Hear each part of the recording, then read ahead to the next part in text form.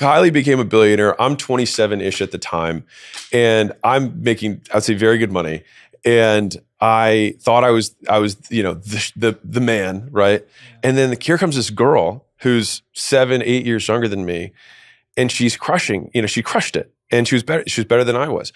And I my first response was ego, being like, "Hey, Kris Jenner's her mom. She's had her life set up since day one. She's been on reality TV for, I had all that narrative." And then underneath of that, I was like, chill. What can I learn from her? Right. And so I have the fundamental belief that if someone makes more money than you, they know something that you don't know. And in that, you can learn of them. And I think that allows every single person in the world's success to serve you. Yeah.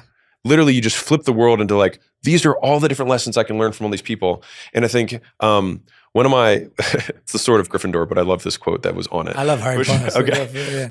But it was made of, goblin steel or dwarven steel. And it only took in that which made it stronger. And so you hating on somebody in no way makes you stronger. And you trying to point out all the deficiencies. It's like, you are the thing that you are afraid of for yourself. Like you're going to point out all this person's deficiencies, and your big fear is about the fact that other people are going to do that to you. So first start by stop doing it to other people and start trying to find what are the things that they are better. Because the thing is it is a fact. They are better than you at something. And I think you have to accept that. As much as you're like, that guy's got 100,000 followers. Well, and he only had one viral video. It's like, well, he's got one more than you do. Yeah. What was it about that video? Now let's start tackling that. And so like from Kylie, the thing that I learned was brand. I was like, she's got a big brand. And then I was like, okay, I need to start looking at that. And that's what kicked off this entire journey for me even making all this content stuff was that Forbes cover. Yeah. That was the thing for me. And so, Kylie, if you ever watch this, like you're a huge influence in my life. I love that. We'll get it to Kylie. I love that. And what I like about that is that criticism doesn't cure envy. Yeah. And also success doesn't cure envy. Yeah. It's only study that cures envy. Yeah. Like that appreciation, that admiration, that's the only thing. And envy is that thing that when I coach people, and I've been fortunate enough to coach musicians and actors and whatever, and the two questions I always ask people is, the first thing is, who do you envy?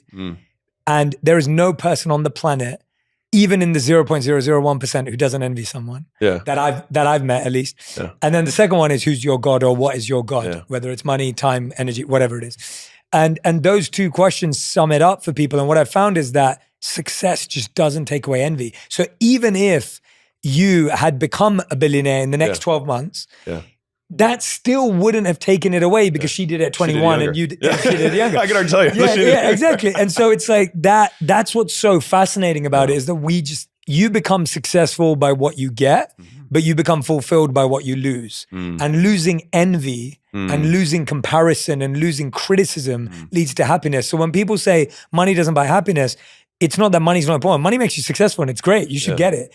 Happiness was never in the equation with money. That wasn't the point of it. Like, I love having awards and accolades, but they were never in the equation of happiness. They were in the equation of success. And the equation of happiness was envy, ego, illusion, lust, anger, all of this stuff. And so it's funny how the equations get crossed over. Yeah.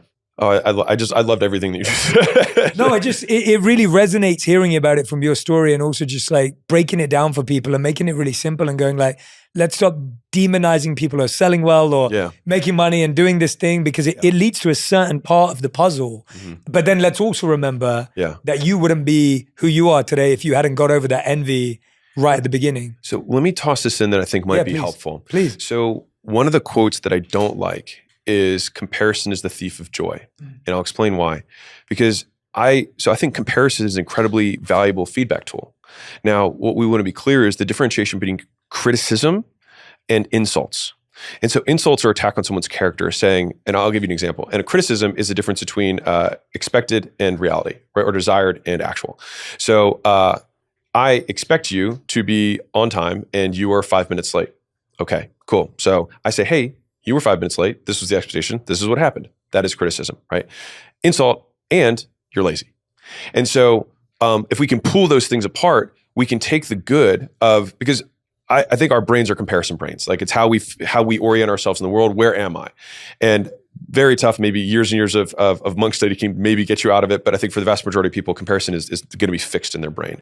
And so it's like, we want to use that. We want to use that skill of learning to point out the discrepancy between where they are and where I am, so that I can create steps so that I can get better. I want to completely eliminate and erase insults. And also on the flip side, if someone insults me, this is a side note, but like the big fear that many people have on promoting or selling is that someone's going to say something bad about them. And so that they're going to get insulted. And the biggest reframe that's been helpful for me is simply translating all hate or insults into, he lives his life in a way that I would not prefer.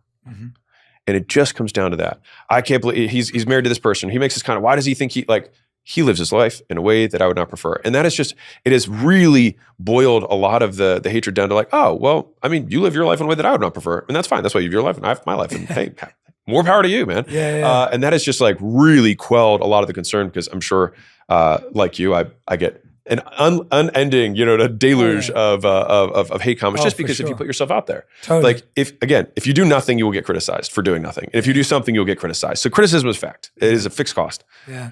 And that's why I agree with you on the comparison point. And that's why I look at comparison as two kind of brothers, study and envy. Yeah. And so that's the choice you have. Like 100%. We have to compare. Yeah. Comparison is a fixed. You're gonna compare because the brain is wired that way.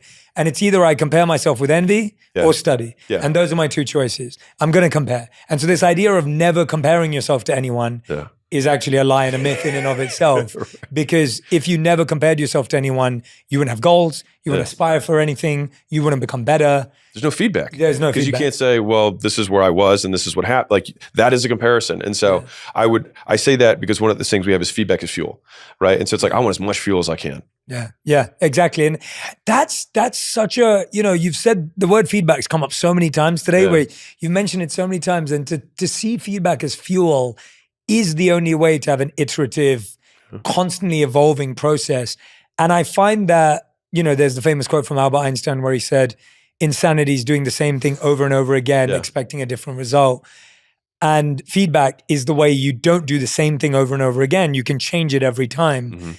But so many of us keep doing something even when it doesn't work, hoping for that different outcome. Why?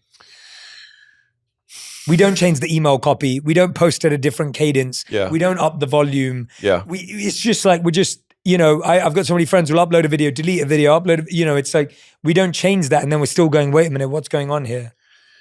So my worldview on why anyone does anything is that they've been rewarded for doing that in the past. And so, one of the really difficult things with language in general is that there's descriptive and explanatory language. And so, for example, I'll give the simplest example. Timmy stole a bike because he is dishonest. Okay, well, if we define dishonest, we would say, well, dishonest people steal things. But that's a circular definition. It doesn't actually help. The explanation of why did he actually steal it is because he's been rewarded for stealing in the past, and so he repeated that action because it got him something good. And same thing goes for lying, same thing goes for cheating, all of these things. Like, why does someone do it? It's like because they've been rewarded for doing so in the past. They've been reinforced. And so why do people do anything? That is, and my worldview is somewhat different than I think many people's, because I come from everything from a behaviorist perspective, but it has made me significantly better at business because I get better at predicting behavior. And so I'll give you a simple example. So there was an exec at one of the companies, and I was talking to one of the other owners, and they were like, hey, this guy said that he would leave if we changed his title or whatever. And I said, okay, well, how many times have you changed his title historically? And he said, plenty of times. And I said, okay, has he ever left? And the answer was no. And I said, so based on his history of behavior, I would say that he says these things to decrease the likelihood that you do it because that's his preference. But the likelihood that he quits as a result is low.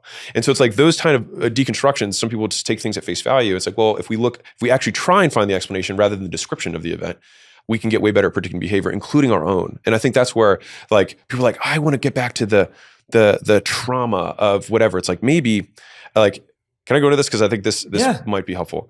So I love the direction you're going. Okay. So many people will use trauma or some event, and they will create a narrative around why haven't I started? It's because my dad didn't hug me enough as a kid and I don't have this confidence. So they just create this big story. And then they're like, I need to go see a therapist so that I can, untangle all of this. But if I were to say, hey, I'm going to teach you how to serve in pickleball, right? We wouldn't have the first session be, hey, do a serve, and then you would serve, not ideally if I'm a pickleball coach, right? And then I'd say, okay, so for the next, few weeks, what we're going to do is we're going to try and go back in the past, and we're going to try and figure out why your serve is so bad. And no, We're just going to say, change your wrist like this. This is how you do it. And so it's so much more productive to just focus on what do we need to do instead, rather than trying to figure out why you did it. Because the reality is you're never going to know. It's a convenient narrative and it might make sense, but at the same time, it could just be that you were rewarded for doing something like this in the past period. Now, there might have been conditions that created that reward and you can lament the person, but at the end of the day, the only thing you can do about it is change behavior. And so trauma, which is tossed around a lot, I define as a permanent change in behavior from an aversive stimulus, from a bad thing. So you permanently change how you act because of something bad that happened. Now, the question is trauma bad? Well, did the change in behavior result in increase or decrease in the likelihood of achieving whatever goal we have? And so if a kid touches a hot stove and they say, ouch, and then they never touch hot stoves again, then that was a traumatic event by that definition. And it's probably good trauma because they never touch hot stoves again. So it decreases the likelihood they die in a fire. Great.